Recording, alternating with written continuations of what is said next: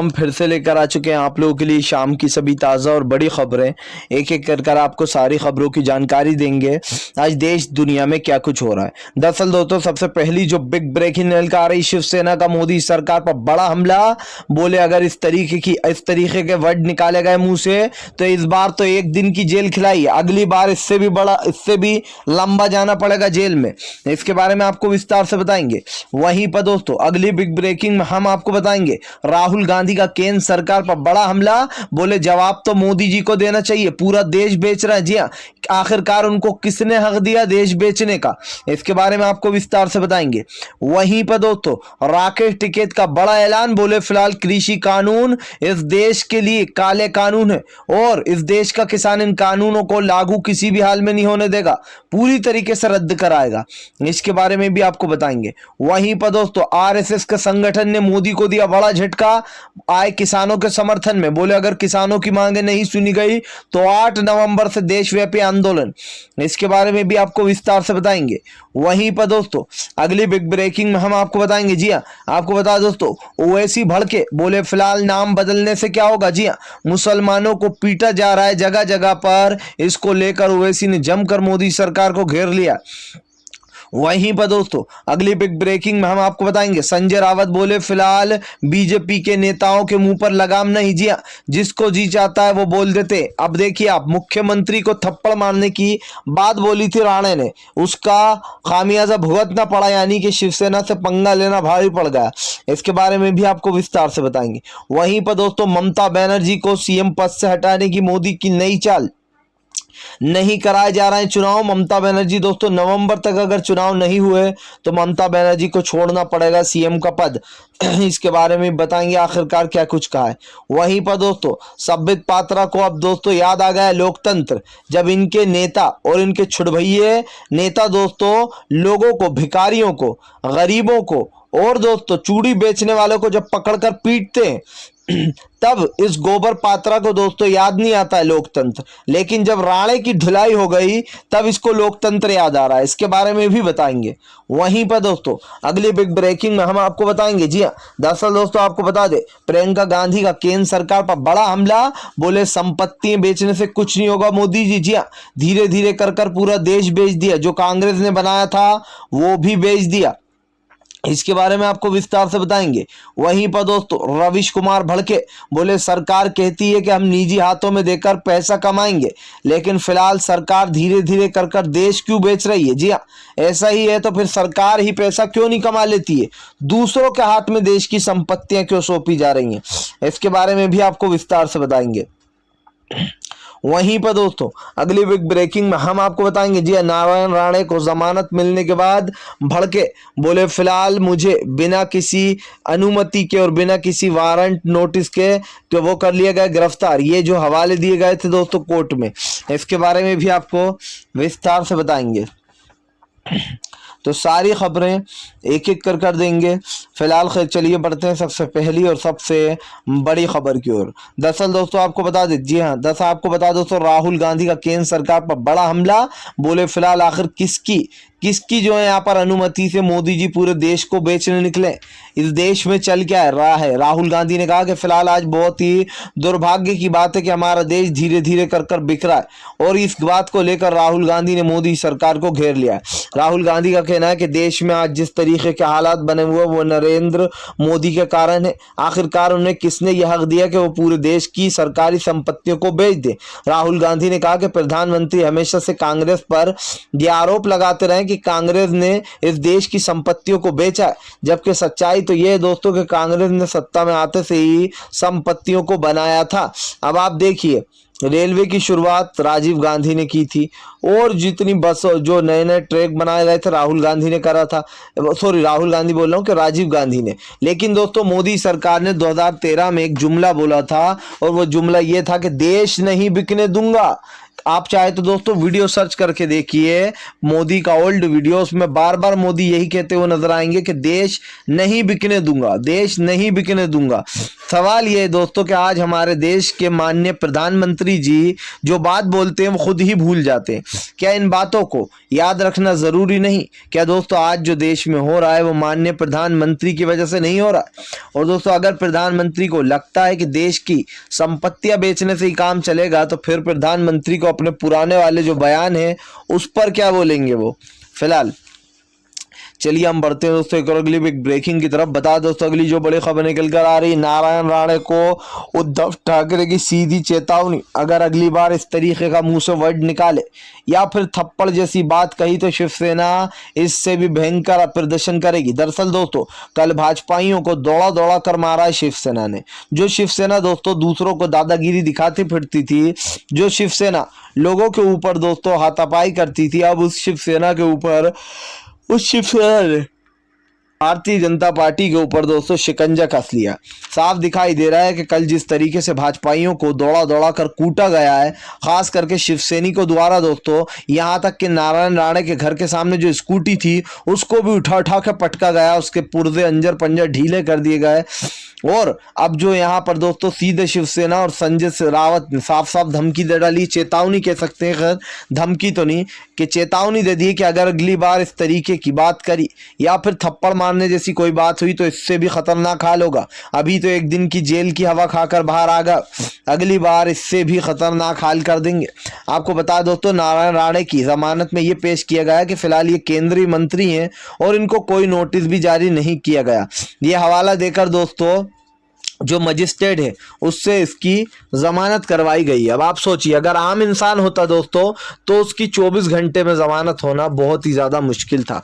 या आप भी जानते कम से कम दोस्तों 10-15 दिन लग जाते हैं इस कानूनी कार्रवाई में, और आम इंसान बेचारा चक्कर काटता रहता, लेकिन इन जैसे लोगों की ज़रा में जमानत हो जाती है। अब आप समझ सकते हैं कि देश का जो हाल है और देश में जो चल रहा है वो आपके सामने फिलहाल। खैर चलिए हम बढ़ते हैं दोस्तों एक और अगली बड़ी खबर की ओर। बता दोस्तों तीनों कृषि कानून को लेकर टिकैत बोले फिलहाल ये काले कानून पूरे देश भर के किसानों को बर्बाद कर देंगे, देश का किसान बर्बाद हो जाएगा और उसके बाद हमारी जमीनें भी सरकारी संपत्तियों की तरह अडानी और अंबानी के हाथ में होंगी। दरअसल दोस्तों राकेश टिकैत ने मोदी सरकार को ताना मारा एक तरीके से, क्योंकि मोदी सरकार ने 600 लाख करोड़ में पूरे देश की सरकारी संपत्तियों का सौदा कर दिया है कुछ 3 पूंजीपतियों के हाथों में, जिसको लेकर दोस्तों अब राकेश टिकैत ने ताना मारते हुए कहा कि अगर हम लोगों ने आवाज नहीं उठाई तो हमारी जमीनें भी सरकारी संपत्तियों की तरह कुछ पूंजीपतियों के हाथ में होंगी और हम सिर्फ एक मजदूर बनकर रह जाएंगे। राकेश टिकैत ने कहा यह आंदोलन, ये लड़ाई पूरे किसान की है, पूरा देश का किसान इस लड़ाई से जुड़ा हुआ, ये हमारी या फिर उन किसान नेताओं की लड़ाई नहीं है, ये पूरे देश की किसान की लड़ाई है। किसान अपनी लड़ाई इसी तरीके से लड़ेगा। किसान नहीं डरता किसी भी केस से, किसान को पता है कि वो अपनी मंजिल की ओर है। राकेश टिकैत ने कहा कि किसान अगर डरता तो आज मोदी सरकार बैठकर किसानों को डरा रही होती, लेकिन एक बात समझ लिए सरकार के फिलहाल किसान डरने वाला नहीं है, ना ही वो झुकने वाला है। किसान अपने मुद्दों को लेकर सीधा है, स्पष्ट है, और अगर सरकार ने किसानों को परेशान करने की कोशिश की तो फिलहाल सरकार एक बात समझ ले कि यह आंदोलन और भी तेज होगा। आंदोलन उसी दिन खत्म होगा जब मोदी तीनों कृषि कानून वापस लेंगे। राकेश टिकैत ने कहा ये आर पार की लड़ाई है, और आर पार की लड़ाई मतलब 2024। अब आप समझ लीजिए दोस्तों सरकार को सीधा सीधा चेता दिया फिलहाल। खैर चलिए हम बढ़ते हैं दोस्तों एक और अगली बिग ब्रेकिंग की तरफ। बता दोस्तों अगली जो बड़ी खबर निकल कर आ रही है, असदुद्दीन ओवैसी भड़के बोले फिलहाल क्या अभी भी लोकतंत्र जिंदा है? क्या भारत में जिस तरीके से लोगों की मॉब लिंचिंग की जा रही है, क्या देश में अभी भी कानून नाम की चिड़िया बची है? दरअसल दोस्तों असदुद्दीन ओवैसी ने जो यहाँ पर राजस्थान वाले मुद्दे को लेकर सरकार को घेर लिया। आपको बता दोस्तों 24 घंटे भी नहीं हुए थे, अभी तो चूड़ी वाला केस ही चल रहा था, लेकिन बीजेपी के दोस्तों छुटभैया नेता ने राजस्थान में एक पैसे मांगने वाले जो गरीब होते हैं दोस्तों उनको कूट डाला, जिसके बाद दोस्तों अब सियासत गर्म हो गई है। दरअसल दोस्तों आपको बता दें राजस्थान में कल एक भिखारी जो होते हैं गरीब, वो बेसिकली पैसे मांग रहे थे, वो दोस्तों एक हिंदू इलाके में पहुंच गए, जिसके बाद एक छुटभैया नेता ने कहा कि तू यहाँ क्या करने आया है, क्यों आया है, क्या बज रहा है तेरे टेप में, और उसने उसको पीटना शुरू कर दिया उस गरीब आदमी को, और उसके साथ दो तीन लोग और थे, उन्हें भी पीटा गया। अब इन लोगों के खिलाफ दोस्तों एफआईआर दर्ज हो गई है। लेकिन सवाल ये है कि दोस्तों आज जिस तरीके से लोगों पर हाथ साफ किया जा रहा है, ये नफरत लगातार बढ़ती चली जा रही है। इसकी शुरुआत दोस्तों बहुत पहले हुई थी, लेकिन अब इसने तुल पकड़ लिया। आप देखिए एक के बाद एक मुसलमानों को पीटा जा रहा है, उनकी मॉब लिंचिंग की जा रही है। इसको लेकर असदुद्दीन ओवैसी ने कहा है कि मोदी जी को तालिबान और अफगानिस्तान दिखता है, लेकिन हमारे देश में तालिबान जैसा जो हाल किया जा रहा है, मुसलमानों के साथ मॉब लिंचिंग की जा रही है, ये प्रधानमंत्री नरेंद्र मोदी को नहीं दिख रहा है। आखिरकार प्रधानमंत्री देश को बताना क्या चाहते हैं, या फिर वो क्या साबित करना चाहते हैं जो देश की जनता में आक्रोश। अब आप समझिए दोस्तों, ये जो कुछ भी हो रहा है ये आपके सामने है, और इस चीज को झुटलाया नहीं जा सकता है कि फिलहाल भारतीय जनता पार्टी देश की जनता को बेसिकली दोस्तों परेशान करने का काम कर रही है। आज जो भी हो रहा है उसको लेकर आम जनता परेशान है, आम जनता गुस्से में है, और गुस्सा साफ साफ दिखाई दे रहा है किस तरीके का है। ये बात को झुटलाया नहीं जा सकता दोस्तों।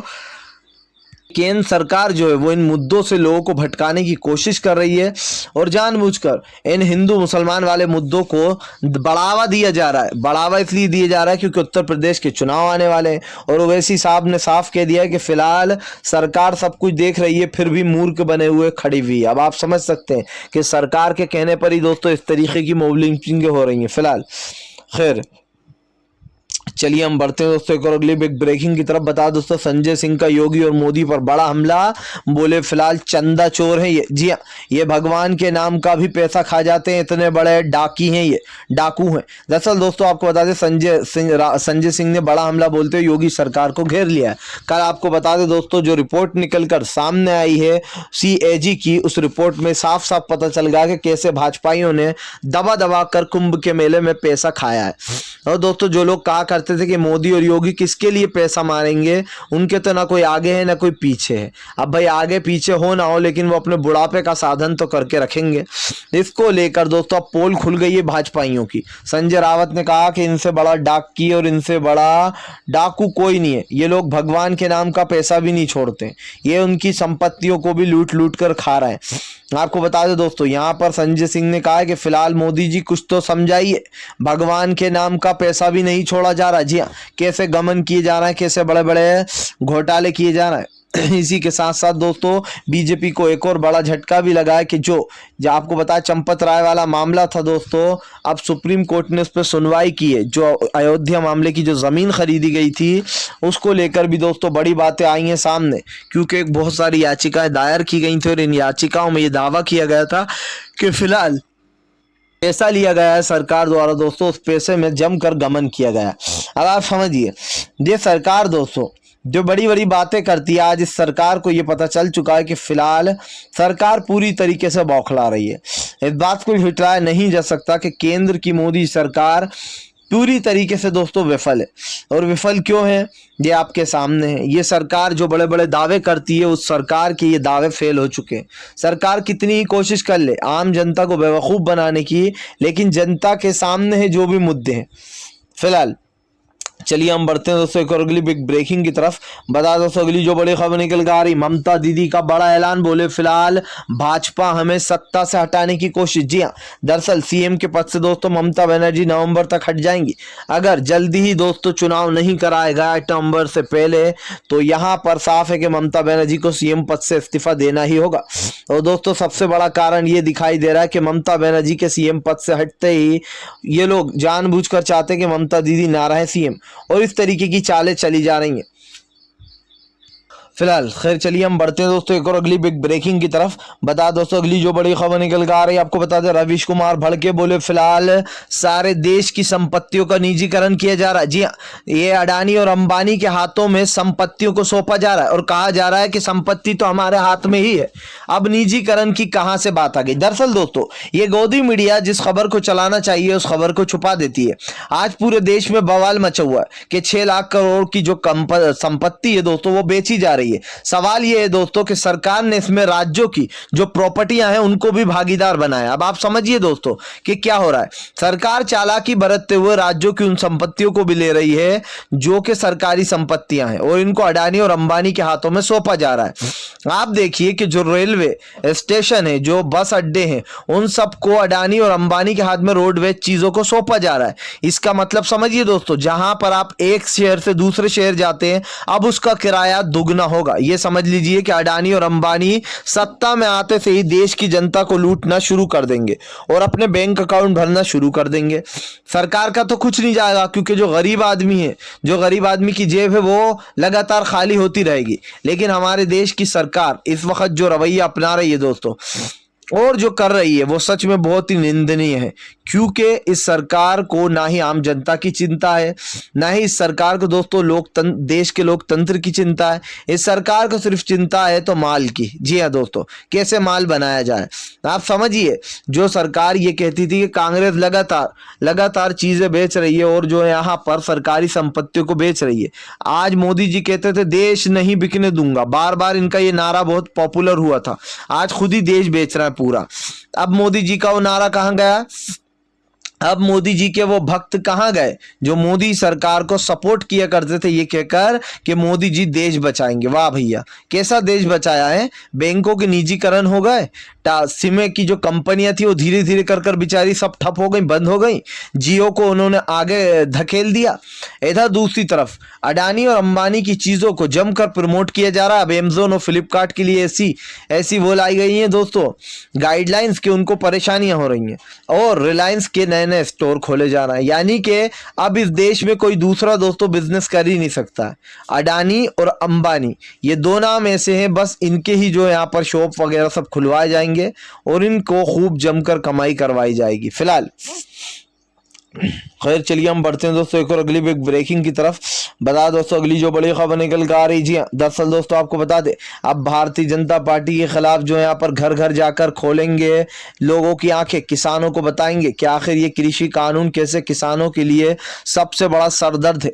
दरअसल दोस्तों आपको बता दे, किसान नेता दर्शन पाल, गुरुनाम चढ़ूनी और राकेश टिकैत समेत बड़े नेताओं ने यह फैसला किया है कि अब फिलहाल वो घर घर यात्रा भी निकालने वाले। जी जहां पर घर घर जाकर सभी किसानों को समझाया जाएगा चुनाव से पहले, उत्तर प्रदेश के चुनाव से पहले, कि फिलहाल ये कृषि कानून सरकार क्यों ला रही है और सरकार की मंशा क्या है इन कानून को लाने के लिए। दरअसल तीनों कृषि कानून दोस्तों किसानों के लिए काले हैं, लेकिन ये सरकार ये काले कानून वापस लेना नहीं चाहती है। जब सरकार कहती है कि ये किसानों के फायदे के लिए, जब सरकार से पूछा जाता है कि इसमें कौन सा ऐसा पॉइंट है जिससे कि किसानों को फायदा होगा, तो सरकार के पास कोई जवाब नहीं होता है। जहां एक तरफ सरकार ये कहती है कि ये कानून दोस्तों किसानों के लिए है, तो फिर सरकार आखिरकार ये बताती क्यों नहीं है कि इसमें कौन सी ऐसी अदृश्य लाइन है जो किसानों के लिए सबसे बेटर है। सवाल ये है मेरा दोस्तों कि आज तीनों कृषि कानून को लेकर भारतीय जनता पार्टी लगातार घिरती चली जा रही है और मतलब आप समझिए दोस्तों, ये सरकार जो है ये पूरी तरीके से बौखला रही है। इस सरकार को समझ में नहीं आ रहा है कि फिलहाल ये करे तो क्या करे, क्योंकि आज जो देश के हालात हैं या फिर दोस्तों जो देश में हालात हो चुके हैं, इससे साफ पता चलता है कि फिलहाल देश का प्रधानमंत्री पूरी तरीके से बौखला चुका है। और बौखलाहट भी इस कदर की दोस्तों कि देश के प्रधानमंत्री सवालों के जवाब ही नहीं देना चाहते। मतलब देश में कुछ भी होता है तो हुआ करे, हमारे माननीय प्रधानमंत्री जी इस पर एक शब्द नहीं बोलेंगे। इसका मतलब समझिए दोस्तों कि फिलहाल सरकार खुद ही नहीं चाहती है कि कुछ भी सही हो और सरकार का ये रवैया सरकार को ही ले डूबेगा, क्योंकि दोस्तों बहुत जल्दी सरकार का बुरा वक्त जो है वो आने वाला है। ये साफ दिखाई दे रहा है कि आज जो सरकार राजनीति कर रही है, जो जिस तरीके की राजनीति हो रही है, ये कहीं ना कहीं दोस्तों आम जनता के लिए तो बुरा है ही, लेकिन फिलहाल जो सरकार का रवैया है वो भी आम जनता समझ नहीं पाएगी। फिलहाल खैर चलिए हम बढ़ते हैं दोस्तों एक और अगली बिग ब्रेकिंग की तरफ। बता दोस्तों अगली जो बड़ी खबर निकल कर आ रही। जी हाँ दरअसल दोस्तों आपको बता दे, अमेरिका ने दिया भारत को बड़ा झटका। दरअसल गुपचुप हो रही तालिबान से मीटिंग। आपको बता दोस्तों तालिबान से अमेरिका की गुपचुप मीटिंगें हो रही। साफ बताया जा रहा है कि फिलहाल तालिबान और अमेरिका के बीच में क्या चल रहा है। दोस्तों इस बात को झुटलाया नहीं जा सकता कि इन दिनों तालिबान और अमेरिका जो है वो आपस में ही मीटिंग कर रहा है। और इस बात को भी दोस्तों झुटला नहीं सकते कि फ़िलहाल जिस तरीके का रवैया अपनाया जा रहा है उससे एक चीज़ तो साफ है कि तालिबान जो है दोस्तों वो अपनी अपनी में लगा, यानी कि बेसिकली तालिबान कहीं ना कहीं अमेरिका से साठगांठ कर लेगा। उसके बाद आप समझ सकते हैं कि फ़िलहाल तालिबान और अमेरिका के बीच में क्या चल रहा है।